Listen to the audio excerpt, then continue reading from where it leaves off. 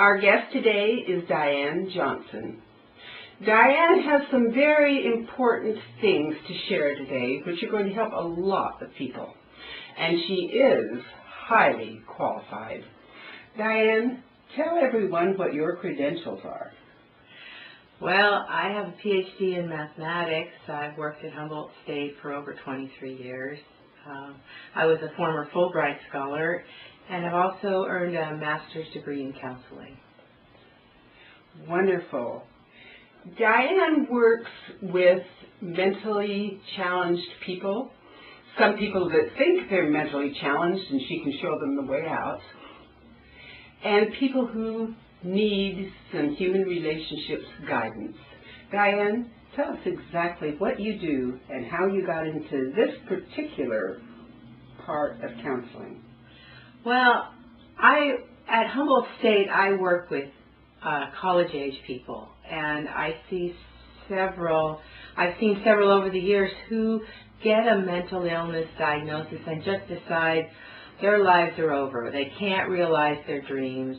There's nothing left that they can look forward to, and I have such a heart for such people. I want them to know that that is absolutely not true, that I have had a mental illness diagnosis for over 30 years, and I have lived in Europe. I have several advanced degrees. I've traveled. I've had a full, rich life, and if nothing else, I'd like to be an example and someone who can say, you can do it. No, it's not easy, but you can do it. You can follow your dreams. So really, you're a myth buster. Hope so. So you're going to take the stigmas and teach people they don't have to be there. That's right. That's right. If you stop to think yourself, you hear someone has a mental illness, what do you really think? That you can't trust what they say, that they're dangerous and they're going to hurt you or someone else, that they're incapable of living a normal life. There are so many stigmas that are associated with mental illness, and I know so many people who cannot speak up. Just people at Humboldt State with a diagnosis similar to mine who cannot come forward.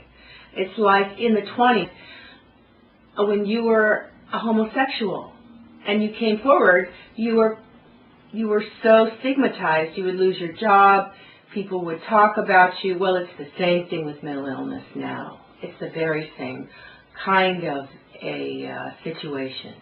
So instead of looking at it realistically, like a person has a problem in a certain area because of certain things in their life or whatever, it doesn't mean that their intellect is discounted. Oh no! In fact, people like Winston Churchill and Van Gogh seem to think they were diagnosed with mental illnesses. Some very highly functioning people throughout history have had mental illness diagnoses. Yeah. And when it comes right down to it, there's a fine line people can challenge as to how many of us do and don't, isn't there? Yeah. Well, for example, with bipolar illness, though most of us live within an emotional range, say, from here to here, of sadness to happiness. Well, a bipolar person may live at a higher range of sadness to happiness, but really, don't we all sometimes kind of break out of where our range, our normal range, and feel a little bit crazy? I would like to normalize the diagnoses and say, yeah, we're all a little bit somewhere on that spectrum, any time, day or night. And I'd hate to have us think that we are so different, those of us with the mental illness diagnoses. We really aren't. We really aren't. Explain about the Underground Railroad at HSU and what you do there. Well, I have several faculty friends, as I've been there for so long, who know that I have a diagnosis, and they may have a student who comes to them who's in crisis, who's gotten a diagnosis, and who is telling them, you know, their lives are over, they can't go on.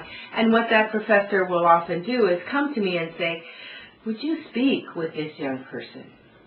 So we get together in the privacy of my office and we just gut it out very, very honestly. You know, this is what I've seen, this is what I've experienced. Has it been easy? No, it hasn't always been easy. It hasn't been pretty, but you can make it.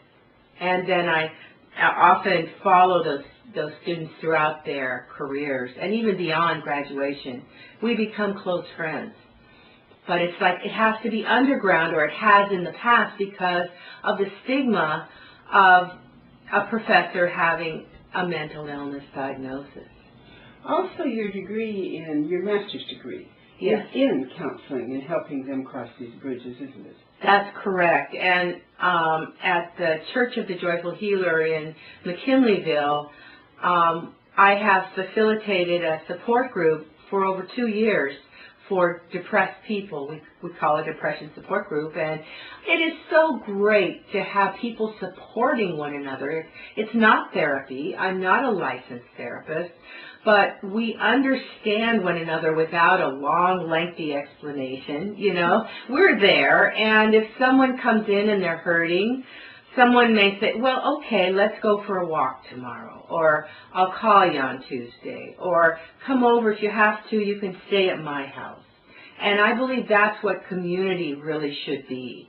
And we have been supporting one another in that manner for well over 2 years. And it's free. It's Mondays at 6:30 at the church in the back room.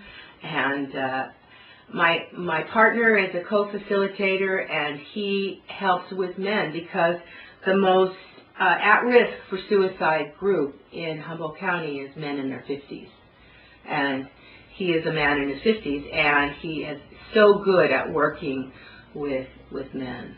So I'm just so happy with that group, really. Why do we have that particular statistic here?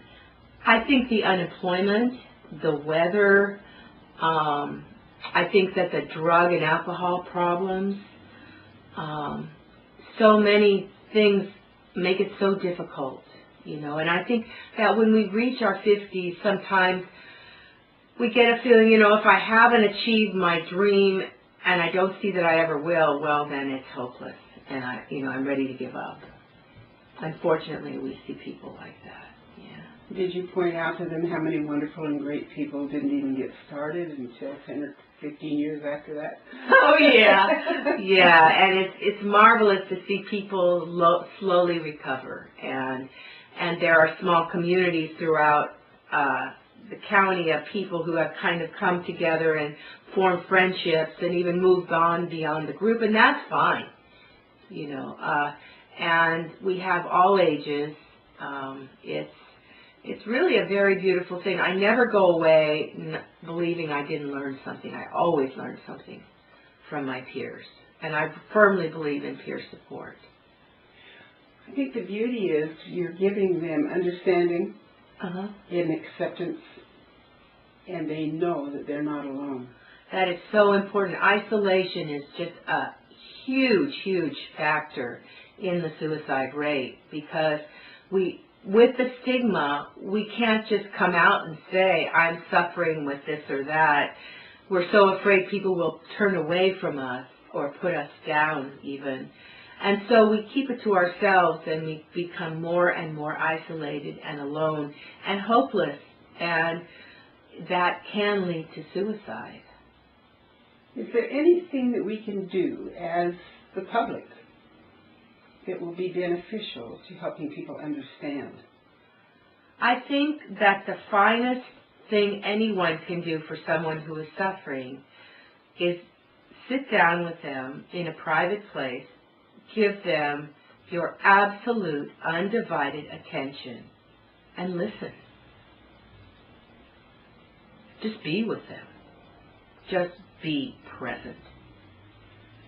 It's interesting you should say listen, because communication is 50% listening, and a lot of people just don't get that. Yeah. Yeah, unfortunately that's true. That's true. And the other peer support activity I'm involved in is through the Cal Mesa grant, which they taxed in California the people with incomes over $1 million, a tiny percentage, and that money has gone to fight stigma and discrimination against the mentally ill. And Humboldt County Department of Health and Human Services has helped us form a speakers bureau. And our little speakers bureau, all of us with some diagnosis or another, have spoken all over. We've spoken at Humboldt, Crestwood, we're speaking to the police and sheriff, we're speaking to any group that will listen to us. And if anyone is interested in having us come to any group, we're free for the asking, and all you need to do is look up Humboldt County Department of Health and Human Services in the phone book, and Karen Gears and Michael Weiss are the main people who handle our group. That's pretty nice. It's very beautiful, I think, to be a part of that, you know. When I spoke at Crestwood with a group, one of the people had been in Crestwood 10 years ago for a year, and we were all in tears. I mean, he was in a suit, he was recovered, he was eloquent. Everybody remembered him who had been there then, and it was just remarkable, you know. It was so touching. So, yeah, moments like that happen with our Speakers Bureau. It's surprising. And also parents and support for people with the mental illnesses. You know, it's like a mystery. If your person can't explain what's going on, maybe someone who has a similar experience can speak for those who may not have found their voice yet. And that's part of what our Speakers Bureau is. That is so important, just to let them know that they're accepted and they're not alone. That's a huge bridge to cross. Yeah. Absolutely huge. Yeah. And you've been doing this for how many years? The Speakers Bureau? Mm-hmm. Oh, I think only about a year. Well, I think that's just marvelous. Oh, it was great. I mean, we spoke with the Raven Project and Spare Change. You know, these are teenage kids, and it's so positive because they're so conscious of their process and what's going on with them and what they need and working to find it, you know. It's very positive. It's an honor. It really is. It really is. Yeah. It really is. You're changing lives. Thank you. The wonderful thing is it just keeps giving, because when you touch a life, it touches another, and et cetera, et cetera. Yeah. You never know. When parents have children that have mental illnesses, quite frequently they get so discouraged and despondent. And if they realize, they could come to your groups and learn how to handle their children, couldn't they? Just from the friends that have been there and done that. Yes, to help them, yes. Anyone is welcome at the Depression Support Group. And I know that NAMI, the National Association for the Mentally Ill, is active in this area, and it also specializes in supporting the friends and family. But when we've spoken publicly, often it'll be support people who have the questions. You know, and we're so happy to get the questions, be able to answer as best we can, you know. Yeah. Diane, share some of your personal experiences that people will understand how this really affects people. One thing is that when we spoke at Crestwood, I had been in a similar facility years ago, and I had not been healthy enough to thank the people who had helped me. And so at the end of my opportunity to speak, I said, you know, you people at Crestwood, I think you have the hardest job in Humboldt County, staying positive with all these challenging people. And I said, how do you do it? And they said, we just remember people who recover, like you. And I said, well, I couldn't thank people who cared for me and kept me from hurting myself or others, but I can thank you. And I thanked them, and we teared up, and we were both each other's heroes, all of us, and it was a very beautiful moment. And another example in the depression support group, there was a woman who was profoundly depressed, and came to the group. We didn't know her, and she came and said she was feeling like she was edging towards suicide. And there were several women in the group who asked her a few questions, and then one woman said, well, you know, I feel better when I exercise, so tomorrow let's go for a walk. And another woman said, you know, my hardest times are at night, so maybe you would like to come and sleep on my couch just to have someone near you. And another woman said, well, I have time off from work at noon. Why don't we go to lunch? And they established friendships, and that particular woman recovered and got a job in the area and kind of outgrew our group. It was very beautiful. That is very beautiful. Yeah, very beautiful. It was really nice to see her grow so healthy. The wonderful thing is, you tell your story and that you experienced that needing help so desperately. And look where you are now. It's because of what you've been through that you're reaching back. Yes. In spite of it all, now you're changing lives. I hope so. Yes, you are. They say our greatest weakness is our greatest strength, right? Right. And our greatest suffering creates the greatest strength. Yes, it does. Yeah. It becomes the fire that creates the steel that makes us strong enough to do it. Yeah, yeah. It does. One other thing about bipolar illness is that no one really knows how much is post-traumatic stress disorder, PTSD, and how much of it maybe is a biochemical imbalance. And I have a great deal of PTSD from my childhood and had a tendency to run, which meant that I'd be somewhere and 1 minute, and the next minute my reality would shift, and I would be absolutely terror-struck. And I would get in my car, and I would just go. And sometimes I'd get as far as Crescent City or Grass Pass or something, and stop and just think, well, maybe if I stop and take a Valium or something and think about it, if I really have to go, I'll go again in 15 minutes. But if I don't have to, maybe I should go back. And I would inevitably go back and be grateful for the opportunity to be in my own home. But it's an impulse to run. I think if a child is physically overpowered, they want to get away. But you can't when you're a little kid, when you're small.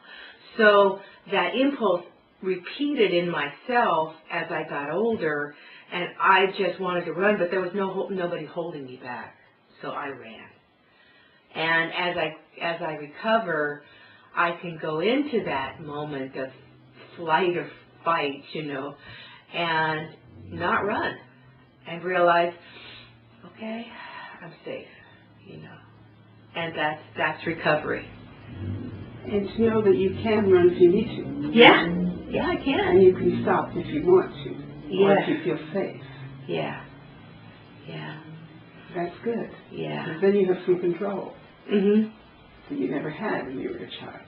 Yeah, and that's a good thing to remember as an adult. I'm not a helpless little girl anymore. Right. Yeah. It's amazing when you think of excessive control. If you put a person in a box and nail it down, the only thing they can think about is getting out. It's not the way to keep them. Yeah. Whereas if you leave the lid open, they may just relax. And stay. And consider your company pleasant. But if you nail down the box, they have all the reasons in the world to want to not be around you. And you've created it in your demands to keep them. Yes. So it just all backfires when it gets excessive. Yes. That would be a good thing for a lot of controlling people to understand. Yeah. The only thing they realize is force and control. They actually are destroying the very thing they're trying to control. Yeah. They're destroying the relationship they want to have and think they can control.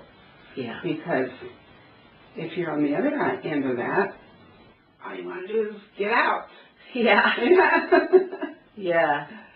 Yeah. Well, I think there are multitude of tools that are available. Some work for some work for others. Personally, I found meditation was extremely helpful because there's this process of dissociation, of leaving your body when your body is, you can't control what's happening to your body. And meditation helps you come back into your body and calm down, ground on the earth, and not have that utter panicky feeling. I've had over 30 years of talk therapy. I've done massage and muscle work to release a lot of the memories that were held in my muscles. I had nowhere to go with them at the time. And there are just a lot of tools out there that some may work for some may work for others, but they're worth trying. Oh, definitely. Yeah. Definitely. They're all worth trying. Yeah. I would say, sleep is excruciatingly important to me. I have to have sleep. I know I will be sick if I don't get my sleep. Yeah. I personally take medication. I know that's very controversial. Some people do not want to take medication and won't. I have found I could not survive, and I had nowhere to fall without it. So I've taken it, and yes, it's had huge side effects at times, but I take it. And a good nutrition is really important for me. Exercise makes me happy. It's really important. And having fun, not just work, eat, sleep. Having fun's important. It because is. If you don't find joy in your life, you start losing your incentive. Yeah. With that joy, you can keep it. Yeah. It's true. It's really important to be happy. Yeah. A lot of people think that that's just a luxury. You need it every day. You really need to find something that makes you laugh or smile, to be grateful or happy about every day, just to keep yourself up. Yeah. And I didn't even have permission to know what made me happy in my family of origin. So I didn't know until I was older, and then I would try it, and then I'd feel guilty, and then do it again, and I still sometimes feel guilty. I tango. I feel guilty because I'm not working on mathematics. Well, oh well.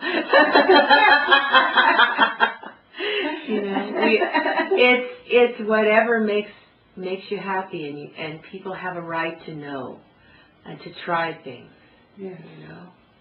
And the beautiful thing about dancing, tango particularly, it's really hard to concentrate on mathematics and tango. Yeah.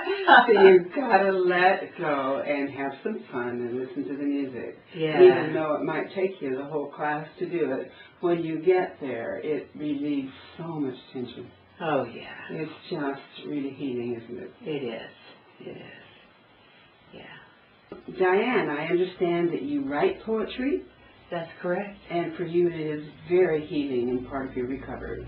That is correct. I have been working with a writers group. I have belonged to a wonderful writers group for over 2 years where we write poetry and share it. And I go to the Lost Coast Writers Retreat on the Atoll every summer. And I have found that writing is an opportunity to externalize whatever is inside, and I can't understand it. I don't even try to filter what comes out of the pen. It's just whatever it is, I just write it, and then I read it, and it's outside of me. And if I show it to people and then put it away, it's like that part of my life is healed. It's very important. And one of the things I'm working toward is forming a writers group at Crestwood. I'm inquiring about helping the people resident to write a little bit. Maybe we'll have a little reading at some point. Maybe put out some cookies and let people read their writing. And I think it's very, very healing. So I just wanted to mention that. That's really wonderful. That's marvelous. I know that when I write for me, quite frequently I'll just write what I'm feeling at the moment, and then I'll look at it and think, whoa, that was negative. When did you first hear that? When did you first hear that in your life? What gave you that idea? I discovered something very interesting. When we're little kids and somebody keeps throwing negative things at us and we finally get away from them, we take up where they left off. Yeah. And then we criticize ourselves to death with that little voice in the back of our head. Yeah. And writing helps us realize that we're doing that and we don't have to, and it's incorrect. That's right. And we bought into it because we were a child. Yeah. Yeah. And so writing really is healing. I think that is marvelous. Yeah. But I would like to thank you so much, Rebecca, for this opportunity to speak about my particular journey. And people can feel free to contact me. I think the information will be at the bottom of this DVD. And thank you for watching and listening. Yes, I will put the information in the credits. Thank you. Definitely. And thank you, Diane. You're brave, you're beautiful, and you got a great heart. And I want to tell everybody out there, this girl's changing lives. She really is. So, thank you. Really glad you came. Thank you. Thank you.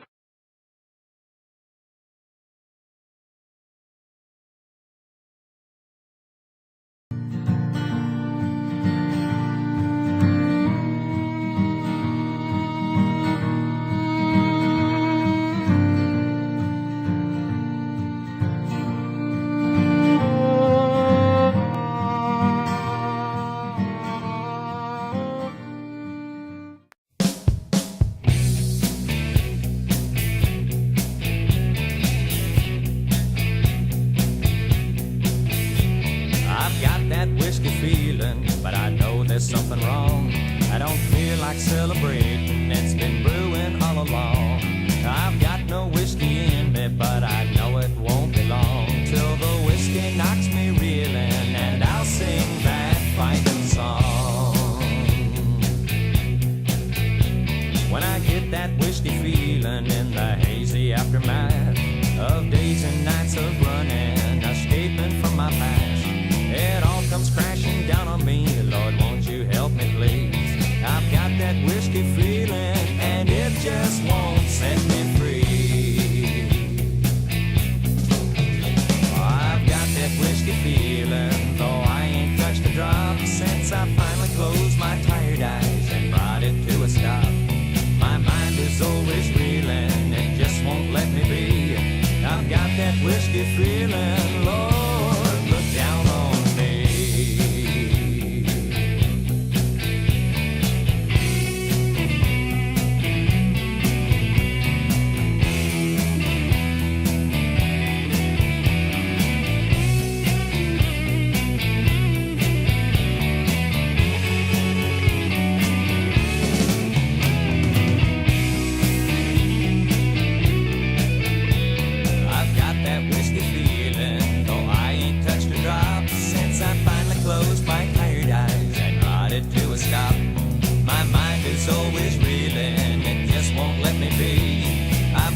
whiskey feeling.